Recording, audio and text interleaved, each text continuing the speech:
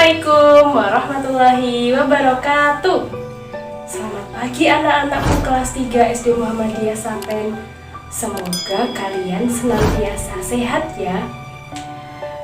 Walaupun belajar di rumah, kalian harus tetap semangat. Kalian harus tetap jaga kesehatan, rajin melaksanakan kewajiban sholatnya juga, membantu orang tua. Nah, pada pagi hari ini bertemu lagi dengan Bu Isti. Kita akan belajar tema 3 benda-benda di sekitarku, subtema 1 dan 2 muatan PKN. Nah anak-anak, pada kesempatan pembelajaran PKN kali ini kita akan belajar mengenai salah satu pengamalan Pancasila sila keempat. Ayo, masih ingat tidak ya bunyinya sila keempat itu? Bisa dengar? Oh, ada yang sudah menjawab, benar sekali. Kita akan belajar mengenai salah satu pengamalan Pancasila keempat, yaitu bermusyawarah. Nah, apa ya bermusyawarah itu? Anak, bermusyawarah itu adalah suatu usaha bersama yang dilakukan bersama-sama untuk menyelesaikan suatu permasalahan, dan biasanya permasalahan itu diselesaikan dengan kesepakatan bersama lah. Contohnya apa ya ketika di sekolah, kalian di sekolah? Salah satu contohnya ketika kalian di sekolah ingin memilih ketua kelas. Nah, biasanya dilakukan dengan cara bermusyawarah. Bisa juga ketika kalian di rumah ingin memasak apa dengan anggota keluarganya, kalian rundingkan dengan keluarga, dimusyawarahkan. Nah, seperti itu salah satu contoh bermusyawarah. Nah anak, bermusyawarah itu kita menyampaikan pendapat kita. Pendapat itu semacam usulan kita.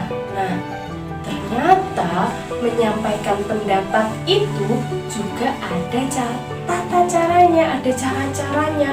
Bagaimana cara menyampaikan pendapat yang baik ketika kita bermusyawarah, ketika kita sedang berunding dengan teman-teman, keluarga, atau di masyarakat. Bagaimana ya caranya?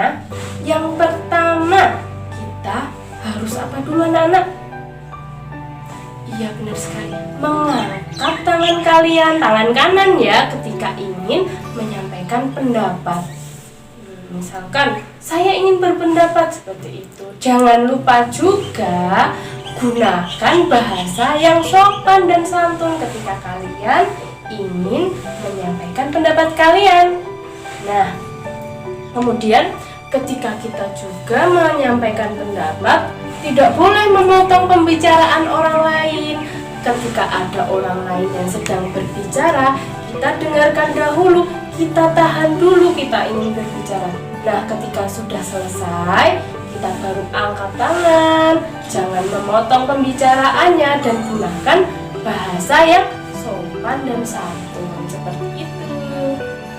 Nah, anak-anakku semua, setelah kita tadi berbicara mengenai cara-cara menyampaikan pendapat ketika bermusyawarah, kali ini Bu Isti akan memberitahu kalian, ternyata bermusyawarah itu juga ada manfaatnya.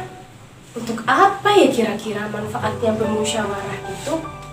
Ternyata anak-anak, bermusyawarah itu manfaatnya yang pertama, kita jadi melatih kita untuk berani menyampaikan pendapat kita, berani mengusulkan apa yang menjadi pendapat kita, usulan kita. Nah, yang kedua juga musyawarah itu membuat keputusan yang diambil, yang dimusyawarahkan menjadi lebih adil, tidak sepihak, tidak karena satu orang saja, tapi keputusan diambil secara bersama-sama, keputusan bersama.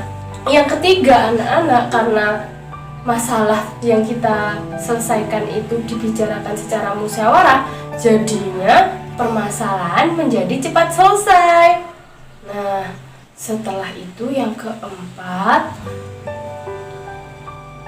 mempererat tali persaudaraan kita karena kita menyelesaikan masalahnya dengan musyawarah.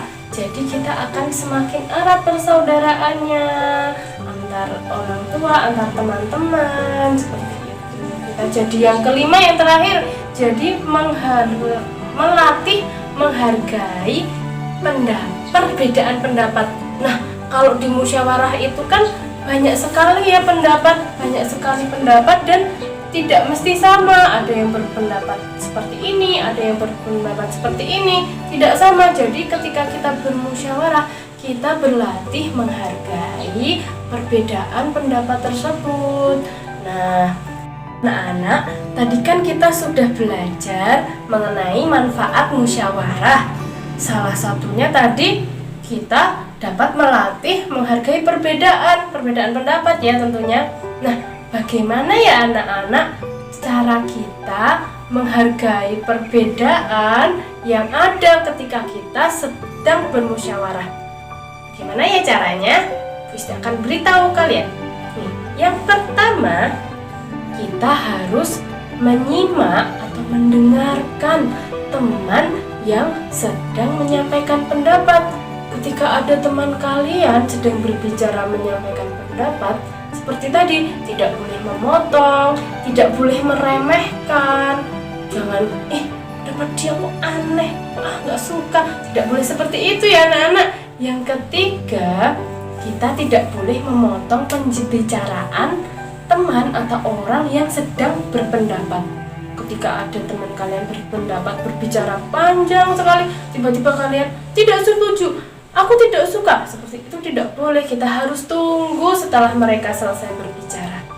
Nah, yang ketiga, kita tidak boleh mengejek pendapat orang lain.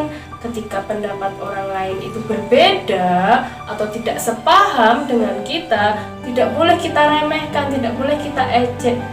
Nah, selanjutnya mengungkapkan ketidaksetujuan, atau ketika ada pendapat yang kita kurang setuju, kita harus dengan bahasa yang sopan, yang baik, bahasa yang santun. Nah, seperti itu. Yang selanjutnya adalah menerima perbedaan. Ketika usulan kita tidak disetujui oleh teman-teman kita, oleh semuanya yang ada di musyawarah itu, kita harus terima dengan lapang dada. Seperti itu. Jadi cara kita menghargai perbedaan ketika sedang bermusyawarah.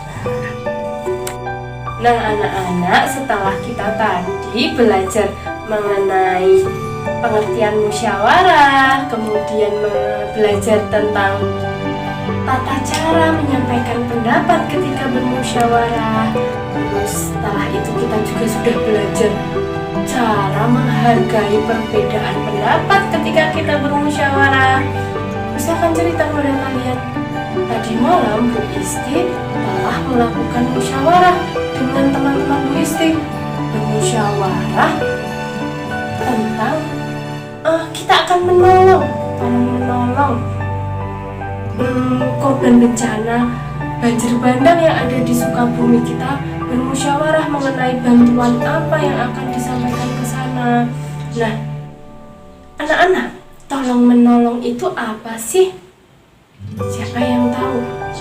Kita sudah sering mendengar kata-kata tolong menolong, tapi apa ya tolong menolong itu? Nah, tolong menolong itu anak-anak adalah saling membantu antar sesama manusia. Itu namanya tolong menolong, dan itu merupakan salah satu sikap terpuji yang harus kita lakukan ya. Ketika kita berada di lingkungan masyarakat, kita membutuhkan orang lain, tentunya kita juga harus saling tolong menolong. Tolong menolong itu anak-anak juga harus dilakukan dengan setulus hati. Artinya apa? Kita tidak mengharapkan imbalan, kepada orang lain. Ketika kita sudah menolong, kita tidak boleh mengharapkan sesuatu imbalan. Aku mau menolong biar besok aku dapat uang. Aku mau menolong biar besok juga ditolong, biar besok dapat coklat, dapat makanan. Nah, apalagi aku mau menolong karena biar dipuji niatnya. Tidak seperti itu ya. Menolong itu anak-anak harus dilakukan secara tulus dan ikhlas. Nah, manfaatnya anak-anak ketika kita melakukan tolong-menolong, membantu sesama manusia itu adalah satu, kita dapat meringankan beban orang lain, membantu orang lain. Yang kedua, kita dapat mempererat persaudaraan atau persahabatan. Ketika kita menolong dengan ikhlas, tentunya kita akan semakin erat persaudaraannya, pertemanannya. Nah, yang ketiga, akan menumbuhkan kerukunan antar sesama. Yang keempat, akan misalkan ada persoalan yang sulit menjadi mudah ketika kita saling tolong menolong. Nah, anak-anak, sikap saling tolong menolong itu, saling membantu, merupakan salah satu contoh pengamalan Pancasila sila kedua, yaitu kemanusiaan yang adil dan beradab. Nah, pembelajaran kali ini kita sudah belajar tentang manfaat musyawarah, pengertiannya dulu ya, pengertian musyawarah, manfaat musyawarah, kemudian cara kita menyampaikan pendapat ketika bermusyawarah, kemudian cara kita menghargai perbedaan ketika sedang bermusyawarah. Setelah itu tadi kita juga sudah belajar mengenai sikap saling tolong menolong antar manusia.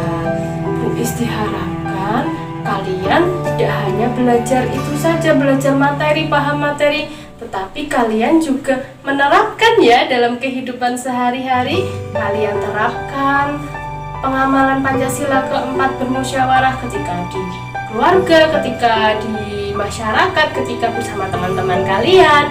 Kemudian sikap tolong menolong juga kalian terapkan di rumah, dimanapun. Nah, Bu Isti akhiri pembelajaran pada pagi hari ini. Kalian tetap semangat belajarnya, tetap menjaga kesehatan, sampai bertemu kembali dengan keadaan yang sehat, yang lebih baik lagi di sekolah kita. Demikian dari Bu Isti, ada saya, mohon maaf. Wassalamualaikum warahmatullahi wabarakatuh.